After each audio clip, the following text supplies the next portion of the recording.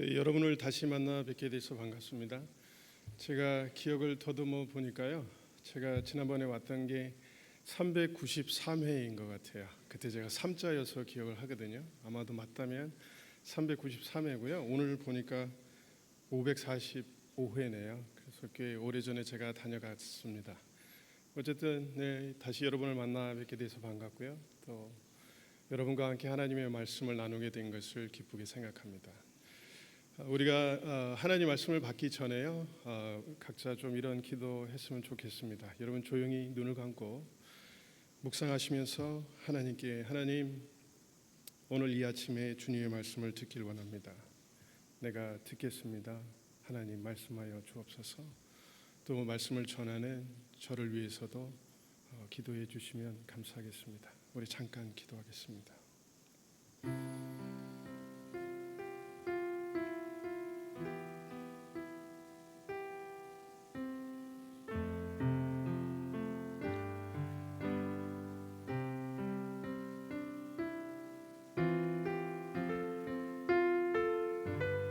사랑의 아버지 하나님, 성령님, 예수님, 이 시간에 저희와 함께하여 주옵소서. 우리가 주님의 말씀을 듣길 원합니다. 하나님, 저희 가운데 말씀을 허락하여 주옵소서. 저희가 들은 말씀을 마음 가운데 새길 수 있도록 성령님 저희의 마음을 감화 감동시켜 주옵소서. 그래서 예수님이 원하시는 귀한 삶을 살게 하여 주옵소서. 예수님의 이름으로 기도합니다. 아멘. 네, 우리가 예수님을 믿고 진지하게 신앙생활을 하게 될 때에 여러 가지 중요한 것들을 생각하게 되는데요. 그 중에 하나가 바로 영성입니다. 우리가 세상 속에서 살아가지만 육의 원리에 따라 살아가지 않고 또 영의 원리에 따라 살기를 원하게 됩니다. 그렇게 할 때 신앙이 더 성숙해지고 또 더 깊어진다고 생각하기 때문입니다. 따라서 신앙을 신중하게 생각하는 사람은 영성에 관심을 갖게 되고 또한 영성을 갖추려고 노력하게 됩니다. 여러분이 주일날 이곳에 모여 오랜 기간 동안 기도회를 드리는 것도 여러분의 신앙과 영성에 따른 결정이라고 생각합니다. 이와 같이 영성은 살아가면서 무엇인가를 결정해야 하는 중요한 순간에 중요한 역할을 하게 됩니다. 우리가 어떤 영성을 가지고 있느냐에 따라서 삶의 모습이 달라집니다. 진실한 성도의 삶을 살 수도 있고요, 아니면 단지 교회에 출석해서 예배 행위를 하는 교인의 삶 내지는 종교인의 삶을 살 수도 있습니다. 그런데 기독교의 영성은 현실적인 삶을 떠나서 추상적으로 또는 신비적으로 형성되는 것이 아닙니다. 기독교의 영성은 삶의 실제적인 상황이요, 즉 영광과 상처, 또 성공과 실패, 평화와 갈등, 또 행복과 불행이 벌어지는 상황 속에서 이루어집니다. 주일날 교회에 나와서 예배를 드리고 성경 공부를 하는 것만으로 영성이 형성되는 것이 아니라 우리 삶의 실제적인 상황 속에서 많은 일들에 부딪히면서 우리의 영성이 만들어집니다. 성공을 통해서 영성을 갖추기도 하고 만들어지기도 하는 거고요, 또 때로는 실패를 통해서 영성이 만들어지기도 합니다. 삶의 모든 모습 속에서, 삶의 모든 모습을 통해서 영성은 훈련되어지고 형성됩니다. 그래서 우리가 성경을 읽어보면요, 성경의 많은 인물들이 보여주고 있는 성경적인 영성은 하늘에 붕 떠있는 영성이거나 또는 신비적인 영성이 아니라 일상적인 삶의 현장과 일 속에서 만들어지고 보여지는 일상의 영성입니다. 가장 현실적이고 일상적인 영성입니다. 아담과 하와가 타락한 이후에 이런 성경적 영성이요, 즉 일상적이고 현실적인 영성을 가장 처음으로 언급하고 있는 본문이 창세기 5장에 나타납니다. 창세기 5장은요 족보 기록입니다. 근데 이런 지루할 수 있는 족보 기록에서 성경적인 영성에 대해서 이야기합니다. 물론 창세기 5장의 표현은 창세기 4장 26절이요. 창세기 4장 26절에 보면 셋도 아들을 낳고 그의 이름을 에노스라 하였으며 그때의 사람들이 비로소 여호와의 이름을 불렀더라 여호와를 예배하였다라고 말하는 이 영성의 구체적인 표현입니다. 창세기 5장 21절에서 24절에 보면 에녹에 대한 기록이 나오고 있습니다. 창세기 5장 21절에서 24절의 말씀입니다. 에녹은 65세에 무두살라를 낳았고 무두살라를 낳은 후 300년을 하나님과 동행하며 자녀를 낳았으며 그는 365세를 살았더라. 에녹이 하나님과 동행하더니 하나님이 그를 데려가심으로 세상에 있지 아니하였더라. 우리는 이 기록에서 죽음을 보지 않은 에녹의 영성을 보게 됩니다. 바로 에녹이 하나님과 동행했다는 이야기입니다. 하나님과 동행했다는 이야기는 무슨 이야기냐면요, 하나님이 주위를 맴돌면서 걸어갔다는 이야기입니다. 우리가 이 기록에서 주목하게 되는 것은 에녹의 기록에서요, 무엇인가 특별한 것이 없다는 것입니다. 신비스러운 것이나 기적적인 것이 없습니다. 여러분이 창세기 5장 21절에서 24절을 다시 보시면 에녹은 그저 무두살라를 낳았고 다른 자녀들을 낳았다라고 이야기합니다. 어떤 엄청난 일이나 사역을 했다는 기록이 아니라 이 기록은 마치 그가 평범하게 자녀를 낳고 살았다는 일상적인 기록입니다. 농사를 짓는 사람이었다면 농사를 지었을 것이고요, 또 양을 치는 사람이었다면 양을 쳤다는 것입니다. 에녹은 그저 평범하게 살았습니다. 그런데 에녹이 하나님과 동행했다고 말합니다. 에녹이 일상적인 삶을 살면서요, 영성을 가지고 있었다는 것이 그가 하나님과 동행했다는 것으로 표현되고 있습니다. 그러니까 이 본문에 따르면 영성이라고 하는 것은 어떤 신비적인 어떤 것 아니면 어떤 기적적인 어떤 것을 말하는 것이 아니라 그저 일상적인 삶 속에서 그저 평범하게 사는 삶 속에서 하나님과 동행하는 것, 하나님의 주위를 맴돌며 걸어가는 것이라고 이야기합니다. 이것이 영성이라고 이야기합니다. 오늘 창세기가 등장하고 있는 모세오경이요, 창세기가 등장하고 있는 모세오경, 그러니까 창세기, 출애굽기, 레위기, 민수기, 신명기 이 본문들을 쭉 읽어가다 보면 이 영성이요, 즉 하나님과 동행하는 영성이 여러 가지 모습으로 표현되고 또 서술되는 것을 볼 수 있습니다. 오늘 우리가 함께 읽은 오늘 본문이요, 오늘 본문 역시 이런 하나님과 동행하는 영성에 대해서 말하고 있는데요, 특히 오늘 본문은 무엇인가 중요한 결정을 해야 하는 순간에 나타나는 영성에 대해서 이야기하고 있습니다. 오늘 본문은요, 세 가지 다른 모양의 영성에 대해서 이야기하고 있습니다. 첫째는요, 파괴된 영성입니다. 두 번째는 성숙한 영성입니다. 세 번째는 엉성한 영성입니다. 이 세 가지 영성은 각각의 영성을 규정하고 있는 특징이 있고 또 그 결과가 있습니다. 오늘 본문에서 말하고 있는 세 가지 영성과 그 특징과 그 결과를 제가 여러분과 함께 살펴볼 때요, 여러분이 이 본문을 개인적인 차원에서 나 자신의 영성을 검토해 보는 것에서 더 나아가서 이제까지 행보에서 이 공동체가 어떤 영성으로 나와왔는지, 그리고 앞으로 중요한 결정을 해야 하는 순간에 이 공동체가 어떤 영성으로 나아가야 하는지에 대해서 생각하고 확인해 보시기를 원합니다. 첫 번째 모습의 영성을 1장 19절에서 33절에서 볼 수 있습니다. 오늘 본문 말씀입니다. 이스라엘 백성의 모습에서 파괴된 영성을 보게 됩니다. 파괴된 영성의 특징은 불신입니다. 파괴된 영성이 불신으로 표현되고 있습니다. 그 결과는 하나님께서 약속하신 것을 누리지 못하는 것입니다. 오늘 본문은 가나안 땅으로 들어갈 준비를 하고 있는 출애굽 2세대요. 그러니까 애굽에서 처음 나왔던 아버지 세대는 다 죽고 그다음에 그 자녀 세대입니다.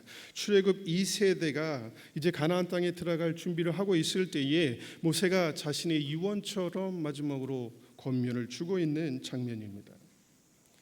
시내산에서 10하루길이면 가나안 땅에 들어갈 수 있었는데 그렇지 못하고 40년이나 광야에서 방황하게 된 결정적인 사건을 모세가 회상하면서 제2세대에게 그 이야기를 설명해 주고 있습니다.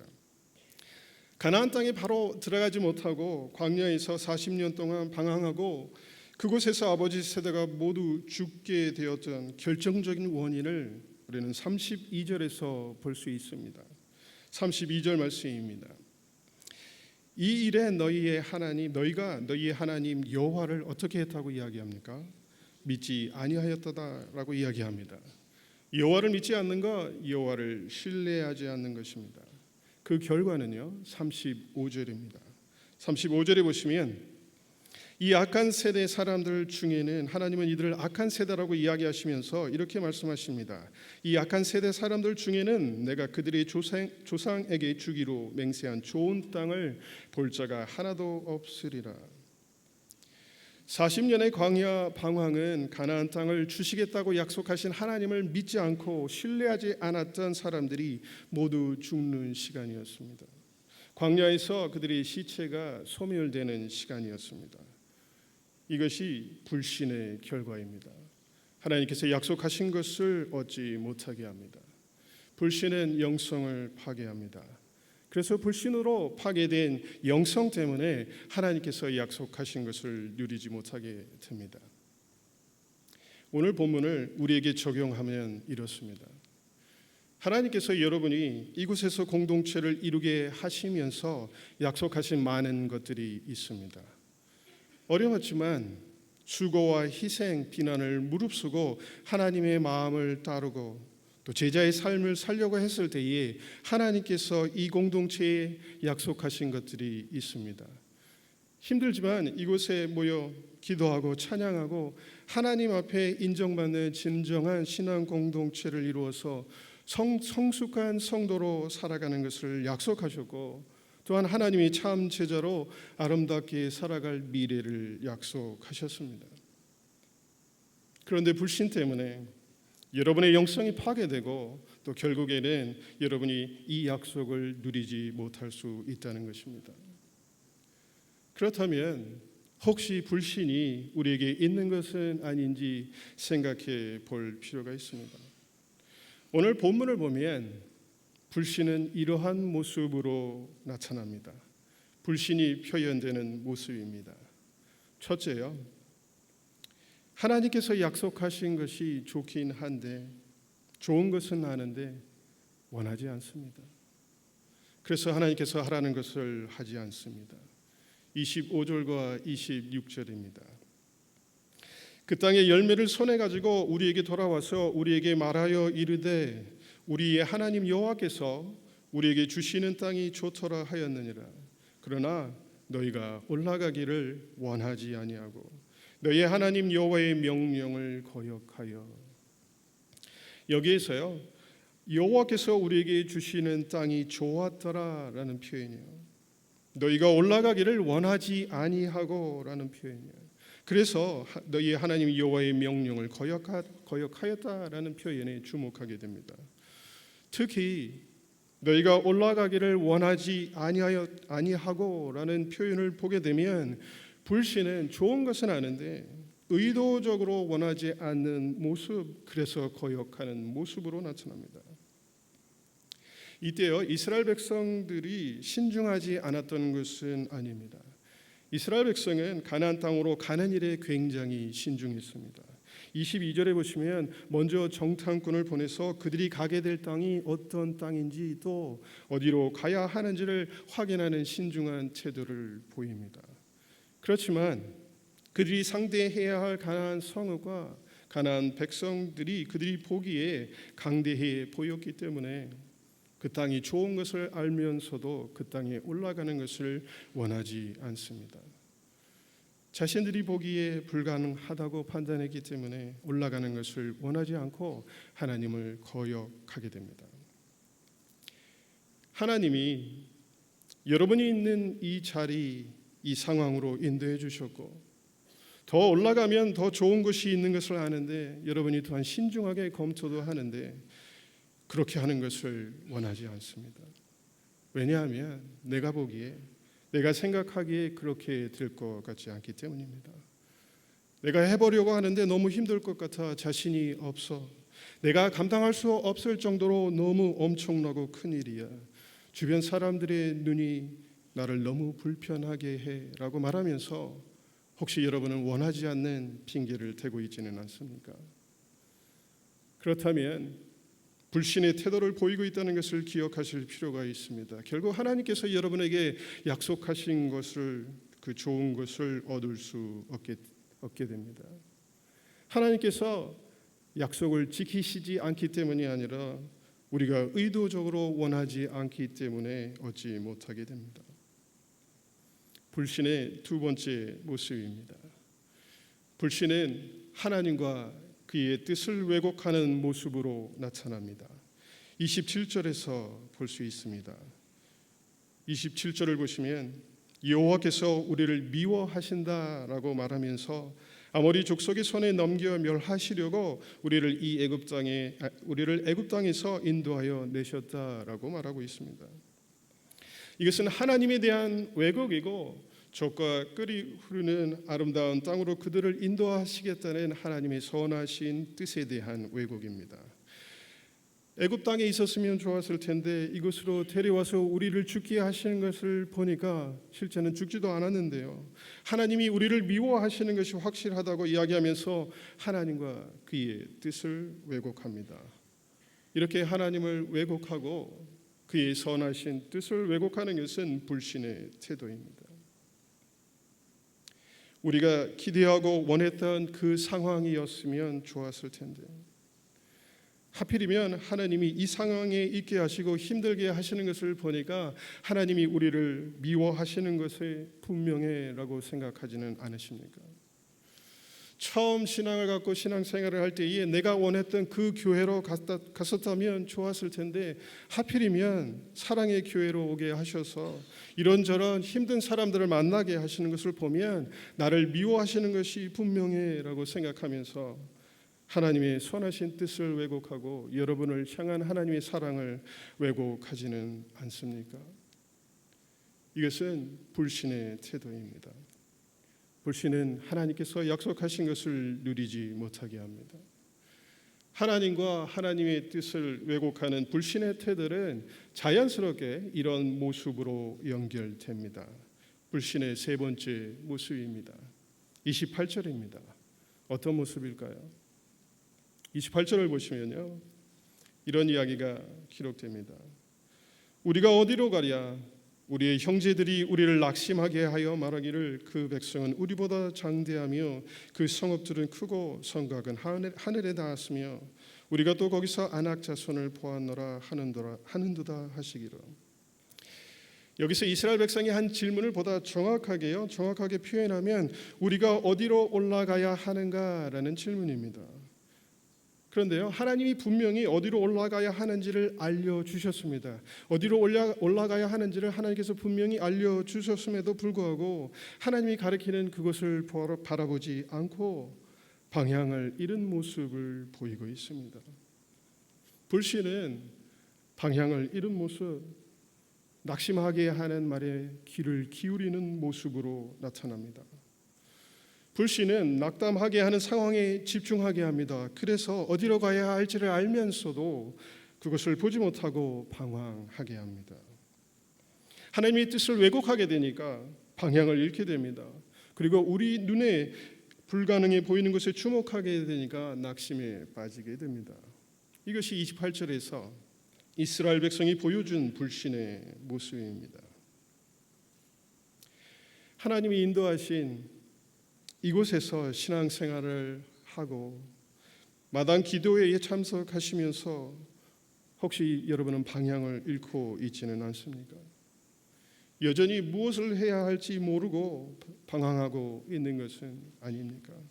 아니, 어디로 올라가야 하는지 분명히 하나님께서 알려주셨고 그것을 알고 있음에도 불구하고 너무 자신이 없어서 잘 안 될 것 같은 낙심과 염려 때문에 낙심하게 하는 말, 그곳에 귀를 기울이다 보니까 방황하고 있는 것은 아닙니까?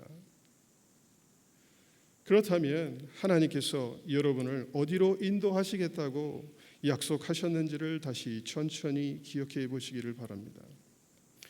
지금의 상황이 너무 지치고 힘들다는 생각에 낙심하고 있다면, 그리고 낙심하게 하는 상황에서 어떻게 해야 할지를 알지 못한다면 능히 하나님의 도움으로, 하나님의 인도하심과 하나님의 도움으로 잘 감당할 수 있다는 것을 기억하실 필요가 있습니다. 29절입니다. 29절을 보시면요, 이런 이야기가 기록됩니다. 우리가 어디로 가야 할지를 알지 못한다면 능히 하나님의 도움으로 하나님의 인도하심과 하나님의 도움으로 잘 감당할 수 있다는 것을 기억하실 필요가 있습니다. 나는 할 수 없지만 하나님이 할 수 있게 하십니다. 우리는 할 수 없지만 하나님이 할 수 있게 하십니다. 불신은 의도적으로 원치 않는 모습으로, 하나님과 그의 뜻을 왜곡하는 모습으로, 방향을 잃고 낙심하게 하는 말에 귀를 기울이는 모습으로 나타납니다. 그 결과는 하나님이 약속하신 것을 얻지 못하는 것입니다. 여러분에게 이런 질문을 드립니다.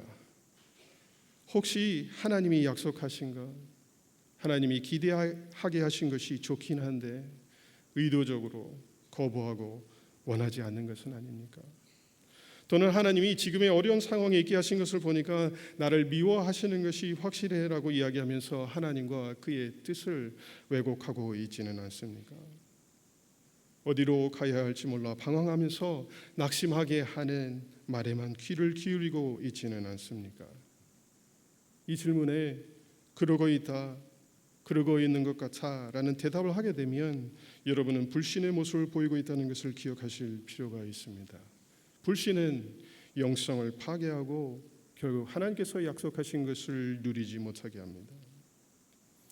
이제 오늘 본문에서 말하고 있는 두 번째 영성을 보려고 합니다.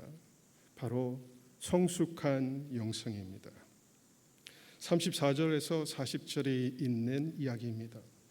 갈렙과 여호수아의 모습에서 성숙한 영성을 보게 됩니다. 성숙한 영성의 특징은 여러분이 아시는 것처럼, 기대하시는 것처럼 믿음입니다. 성숙한 영성은 믿음으로 표현되고 있습니다. 그 결과는 하나님께서 약속하신 것을 충분히 누리는 것입니다. 이스라엘 백성은 하나님을 믿지 않는 파괴된 영성 때문에 하나님이 약속하신 가나안 땅을 보지 못하고 모두 광야에서 죽어야만 했습니다. 하나님께서 화를 내시면서 이렇게 말씀하십니다. 35절입니다. 이 약한 세대 사람들 중에는 내가 그들의 조상에게 주기로 맹세한 좋은 땅을 볼 자가 하나도 없느니라. 파괴된 영성에 대한 하나님의 태도는 분명하고 단호합니다. 또한 무섭습니다. 그런데 이 무서운 맹세에 예외가 있다고 이야기하십니다. 바로 갈렙과 여호수아입니다. 36절 하반절입니다. 그는 그것을 볼 것이요, 그가 갈렙은 가나안 땅을 볼 것이요, 그가 밟은 땅을 내가 그와 그 자손에게 주리라 하시고, 이어서 38절에 보시면요, 내 앞에 서 있는 눈의 아들 여호수아는 그리로 가나안 땅으로 들어갈 것이니라는 말이 있습니다. 파괴된 영성을 가지고 있었던 이스라엘 성인들은 어느 누구도 가나안 땅에 들어갈 수 없었지만, 심지어는 모세도 들어갈 수 없었지만 예외적으로 갈렙과 여호수아는 들어갈 수 있다는 것입니다. 여호수아와 갈렙이 가나안 땅에 들어갈 수 있는 것은 그들의 믿음, 즉 그들의 성숙한 영성 때문입니다. 두려워하지 않고 전적으로 하나님을 기억하고 하나님을 신뢰하는 것이 믿음입니다. 36절은요, 이 믿음을 이렇게 표현합니다. 36절 상반절입니다. 오직 여분네의 아들 갈렙은 온전히 여호와께 순종하였은즉. 이 36절에 따르면 믿음은 말로만 믿습니다라고 이야기하는 것이 아니라 믿음은 온전히 여호와께 순종하는 것입니다. 온전히 여호와께 순종했다는 표현은 문자적으로는요, 여호와를 뒤따르는 것으로 그가 가득 채워졌다는 의미입니다. 간단하게 이야기하면 갈렙은 여호와로 가득 채워져 있었다는 의미입니다. 같은 사건을 기록하고 있는 민수기 14장 8절과 9절에서 갈렙과 여호수아의 믿음을 구체적으로 설명해 주는 것을 볼 수 있습니다. 민수기 14장 8절과 9절의 말씀입니다. 여호와께서 우리를 기뻐하시면 우리가 그 땅으로 인도하여 들이시고 그 땅을 우리에게 주시리라. 이는 과연 젖과 꿀이 흐르는 땅이니라. 다만 여호와를 거역하지는 말라. 또 그 땅 백성을 두려워하지 말라. 그들은 우리의 먹이라. 그들의 보호자, 그러니까 그들의 뒷배라는 이야기예요. 그들의 보호자는 그들에게서 떠났고 여호와는 우리와 함께 하시느니라. 그들을 두려워하지 말라. 갈렙과 여호수아가 그들의 믿음을 표현한 여러 말이 있는데요. 이것을 간단하게 표현하면 갈렙과 여호수아는 하나님과 함께하는 상상력을 가지고 있었다는 것입니다. 갈렙과 여호수아는 하나님과 함께하는 상상력을 가지고 있었습니다.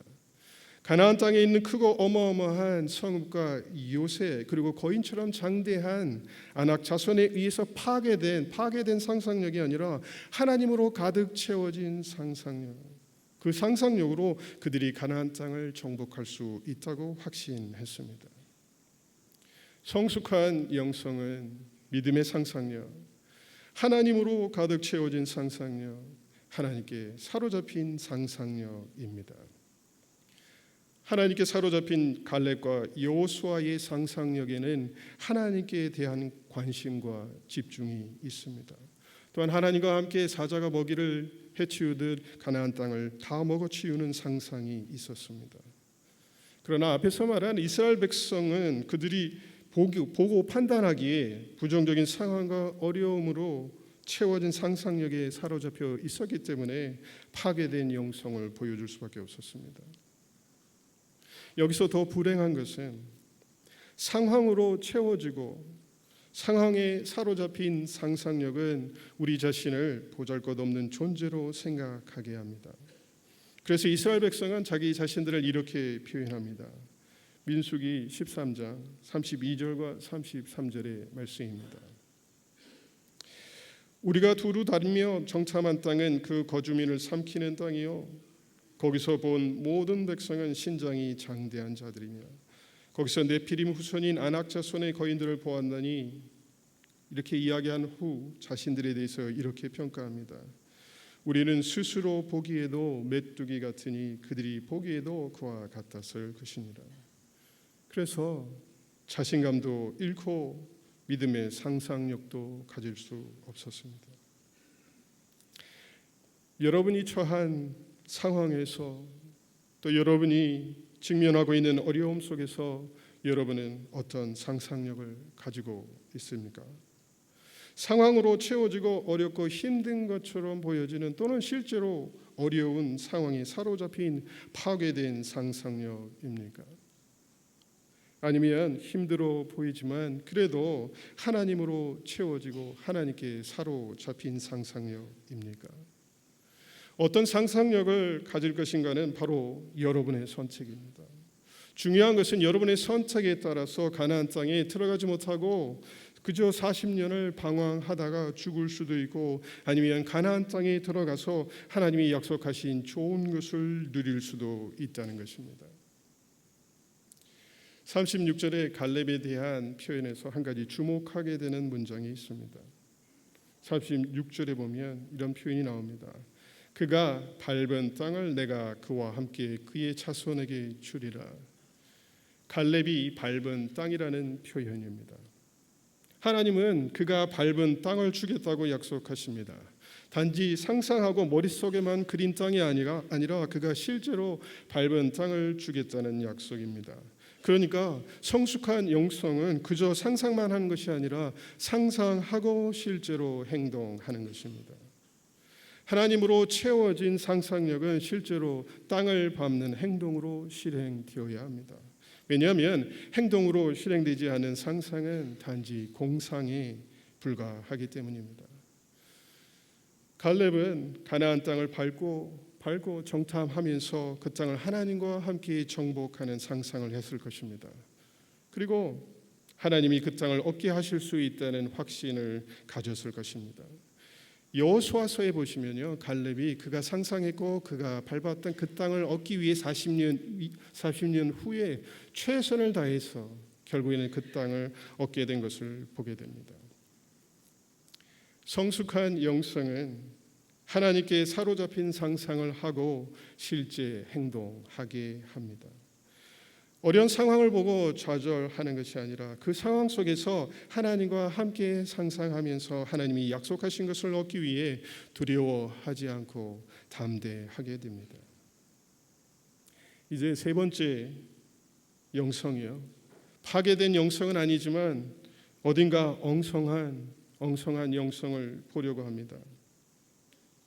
가지 말라고 하는데도 쌓으러 올라간 이스라엘 백성의 모습에서 엉성한 영성을 보게 됩니다. 41절에서 46절에서 보인 영성의 모습입니다. 엉성한 영성의 특징은요, 경솔함과 무모함입니다. 경솔함과 무모함이 엉성한 영성의 특징입니다.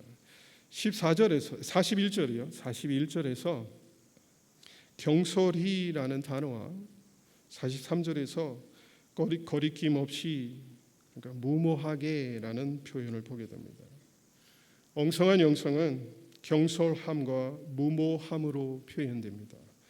그 결과는 실패입니다. 엉성한 영성의 결과는 실패입니다. 불신으로 인해 파괴된 영성을 보신 하나님이 크게 진노하신 것을 보고 난 후 이스라엘 백성 중 어느 누구도, 그 성인 중에는 어느 누구도 가나안 땅에 들어갈 수 없다, 가나안 땅을 보지 못한다라고 하는 하나님의 맹세를 듣고 난 후 이스라엘 백성은 그들의 엉성한 영성에 따라 행동하게 됩니다. 41절에서 46절이요. 여기에서 이스라엘 백성이 보인 영성이 엉성하다는 것은 뭔가 영적인 것 같은데 엉성하고 맞지 않는다는 의미입니다. 다시 여러분이 41절을 보시면요, 이런 표현이 나옵니다. 우리가 여호와께 범죄하였사오니, 또 이어서요, 하나님께서 우리에게 명령하신 대로 우리가 올라가서 싸우겠다라고 이야기합니다. 얼핏 보면 굉장히 경건해 보이고 영적인 것 같은데 엉성합니다. 왜냐하면 41절은 그들이 경솔히 산지로 올라가려고 했고, 42절에서는 하나님께서 분명히 올라가지 말라고 명령을 하셨음에도 불구하고 43절에 보면 그들이 거리낌 없이 주제넘게 무모하게 산지로 올라갔기 때문입니다. 그 결과는 44절에서 볼 수 있는 것처럼 실패입니다. 이들의 영성이 그럴듯해 보이지만 엉성한 영성이고, 그 결과가 실패일 수밖에 없었던 것은 자신들의 사로잡힌 상상력, 하나님 없이 자신들로 가득 채워진 상상력에 따라 판단하고 행동했기 때문입니다. 파괴된 영성으로 하나님이 진노를 겪게 되는 상황에서 이들에게 필요했던 것은 엉성하게 영적인 듯 행동하는 것이 아니었습니다.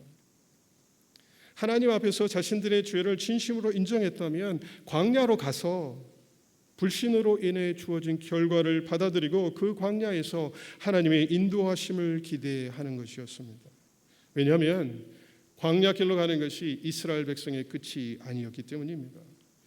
광야에서 40년 동안 방황하면서 그들은 하나님을 경험할 수 있었고 회복될 수 있는 기회를 가질 수 있었습니다. 하지만 엉성한 영성에 따라 행동했기 때문에 광야로 가기도 전에 미리 실패를 경험하게 됩니다. 지금 여러분의 상황이요, 지금 이 공동체의 상황이 14일이면 갈 수 있었던 길인데 돌아서 광야 길에 들어선 상황일 수 있습니다. 그런데 이것이 끝이 아니라는 것입니다. 바로 그곳에서 다시 하나님을 만나고 경험하고 하나님과의 관계를 회복할 기회를 얻게 됩니다. 중요한 것은 광야에서 40년 동안 있으면서 하나님을 끊임없이 거부하고 불평했던 이스라엘 백성처럼 사는 것이 아니라 하나님을 만나고 다시 회복하는 기회를 붙드는 것입니다. 엉성한 영성에 따라 경솔하고 무모하게 행동하지 않는 것입니다. 하지만 근본적으로는 파괴된 영성과 엉성한 영성의 문제를 어떻게 해결할 수 있는가라는 질문을 갖게 됩니다. 우리가 어떻게 파괴된 영성 또 엉성한 영성의 문제를 해결할 수 있는가? 오늘 본문에서 모세는 파괴된 영성과 또 엉성한 영성의 문제를 해결할 수 있는 두 가지 방법에 대해서 이야기합니다. 첫째는요, 두려워하지 않는 것입니다. 29절입니다.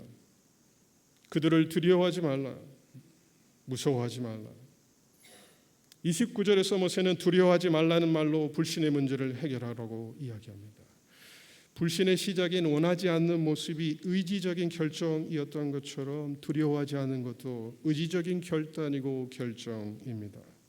특별히 여러분은 모세가 두려워하지 않게 될 것이다 라고 말하지 않고 두려워하지 말라고 명령한 것에 주목하실 필요가 있습니다. 왜냐하면 믿음과 신뢰는 자동적으로 주어지는 것이 아니라 우리의 결단에서부터 시작되기 때문입니다. 그러면 어떻게 두려워하지 않고 무서워하지 않을 수 있습니까? 두 번째 방법입니다. 하나님이 어떤 분이신지를 기억하고 하나님이 행하신 일을 기억하는 것입니다. 30절, 31절, 32절에서 모세는 불신의 문제를 해결하기 위해 하나님이 우리 곁에서 우리를 지키시고 함께 싸우시는 분임을 기억하라고 이야기합니다. 그가 애굽에서 행하신 일과 그리고 광야에서 베푸신 은혜를 기억하라고 이야기합니다. 하나님에 대한 경험이 없기 때문이 아니라 하나님이 베풀어 주신 은혜가 많이 있음에도 불구하고 기억하지 않기 때문에, 그것을 곧 잊어버리기 때문에, 쉽게 잊어버리기 때문에 이스라엘 백성은 하나님으로 채워진 상상을 할 수 없었고 하나님을 신뢰할 수 없었습니다. 우리가 하나님을 신뢰하지 않고 불신의 모습을 보이는 것도, 파괴된 영성을 보이는 것도 마찬가지입니다. 하나님에 대한 경험이 없기 때문이 아니라 너무 쉽게 잊어버리기 때문입니다. 그렇지 않습니까? 이 공동체가 여기까지 오기까지 함께 하시며 인도해 주신 하나님에 대한 많은 경험과 은혜가 있는데, 그 경험과 은혜를 너무 쉽게 잊어버리기 때문에 지금 하나님이 우리와 함께 하지 않는 것 같아 또 앞으로도 함께 하지 않으실 거라고 생각하지는 않습니까?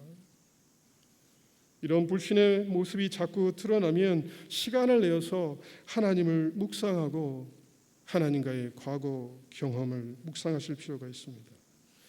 여기까지 그리고 지금까지 하나님이 여러분을 어떻게 인도하셨는지, 어떤 은혜를 베풀어 주셨는지 곰곰이 생각해 보아야 합니다. 오늘 보면은 하나님은 우리의 인도자이시고 우리를 위해 싸우시는 용사이시고 우리를 품에 안고 가시는 아버지 하나님이라고 이야기해 주고 있습니다. 그래서 그 하나님을 전적으로 신뢰하라고 말씀하십니다. 우리 인도자이시고 우리를 위해 싸우시는 용사이시고 우리를 품에 안고 가시는 아버지이신 하나님으로 온 마음을 가득 채우라고 말씀하십니다. 그 하나님께 사로잡힌 상상력을 가지라고 말씀하십니다. 그리고 올라가라고 말씀하십니다. 30절에 흥미로운 표현이 있습니다. 30절에 보시면 너희보다 먼저 가시는 너희 하나님이라는 표현입니다. 이것을 달리 말하면 너희 앞에 걸어가시는 하나님, 즉 너희와 동행하시는 하나님이라는 말씀입니다. 이렇게 우리와 동행하시는 하나님이 우리가 가야 할 길을 예비하시고 우리를 위해 싸우시겠다고 약속하십니다. 그러니 하나님을 뒤따르는 것으로 가득 채우라고 말씀하십니다. 파괴된 영성의 문제, 엉성한 영성의 문제를 해결하는 방법은 하나님을 뒤따르는 것으로 우리 자신을 가득 채우는 것입니다. 하나님께 사로잡힌 상상력을 갖고 행동하는 것입니다. 우리와 동행하길 원하시는 하나님과 함께 동행하는 것입니다. 웅장하고 멋있는 예배당이, 실력이 있고 세련된 찬양대가, 좋은 학위를 가진 목회자가 신앙 공동체의 영성을 말해주지 않습니다. 목회자와 선교사의 숫자가 신앙 공동체의 영성을 만들어 주지 않습니다. 신앙 공동체의 영성은 거창하고 위대한 일이 있는 것이 아니라 일상적인, 그저 평범하고 일상적인 삶을 살아가는 성도들이 어떤 상상력으로 이 공동체를 이루어 가느냐에 달려 있습니다. 이 공동체가 어떤 상상력을 가지고 공동체의 일상을 만들어가고 있는지, 매 주일 여기서 마당 기도회를 준비하고 하나님께 어떻게 드리고 있는가에 달려 있습니다.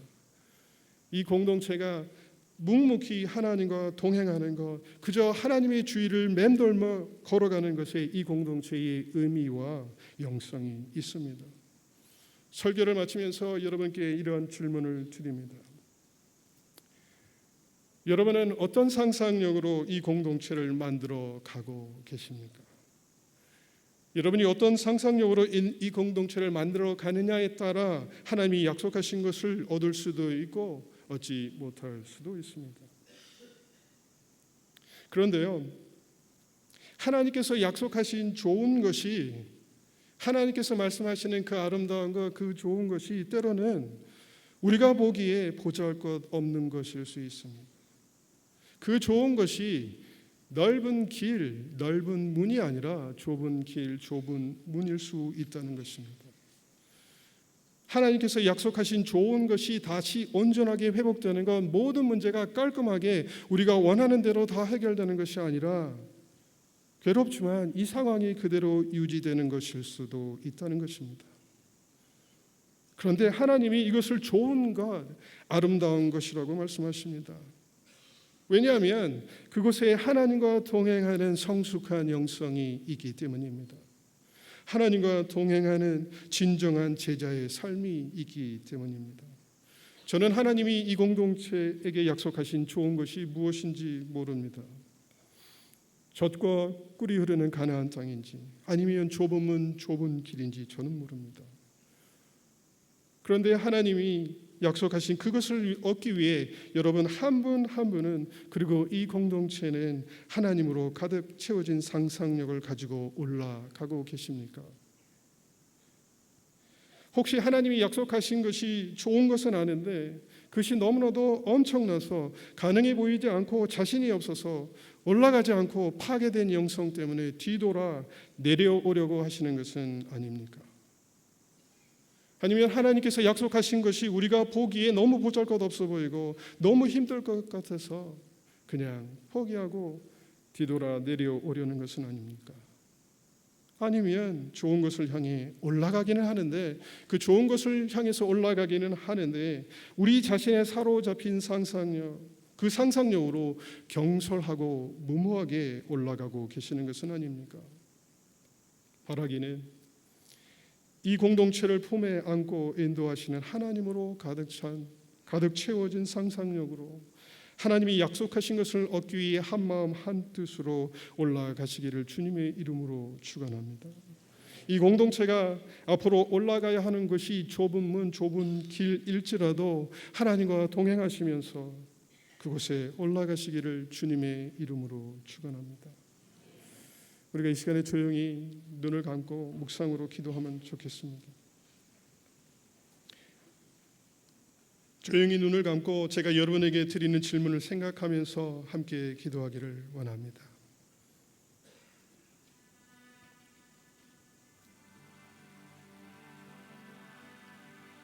혹시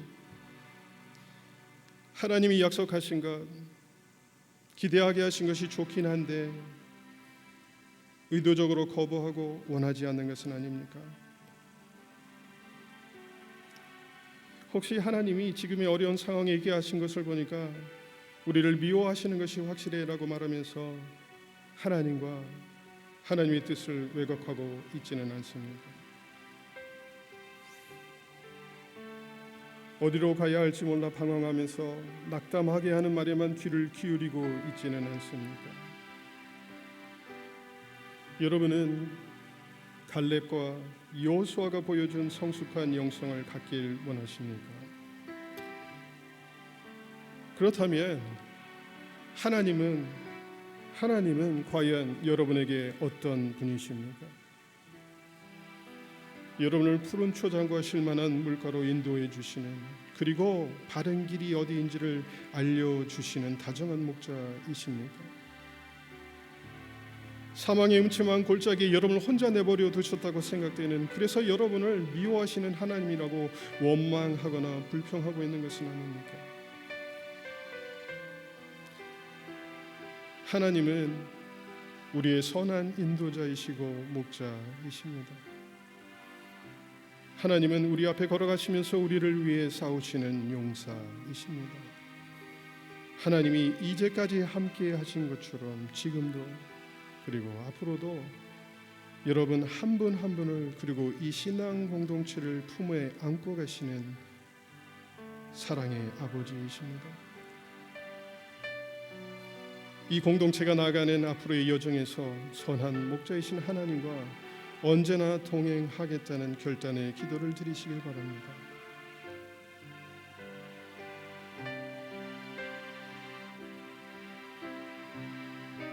상황 때문에 파괴된 영성, 자기 자신에 사로잡힌 엉성한 영성이 아니라 하나님으로 가득 채워진 상상력에 따라 하나님과 함께 걸어가겠다는, 그래서 성숙한 영성을 나타내는 참된 제자의 공동체가 되겠다는 결단의 기도를 드리시길 바랍니다. 혹시라도 이제까지 오시면서 우리가 파괴된 영성과 엉성한 영성에 따라 행동해 왔던 것이 있다면 용서를 구하고 다시 하나님의 인도를 구하시길 바랍니다. 그리고 다시 한번 결단하기를 원합니다.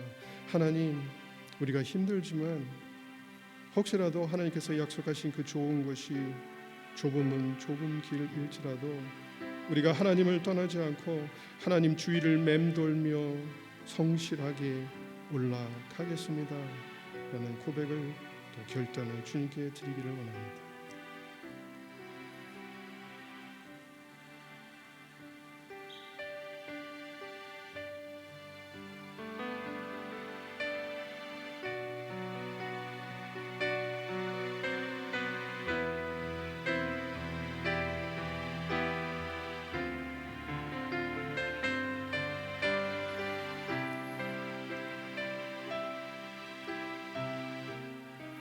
사랑의 아버지 하나님, 우리가 이 시간에 마음을 모아 또 우리의 뜻을 모아 주님 앞에 간절히 고백하고 기도합니다.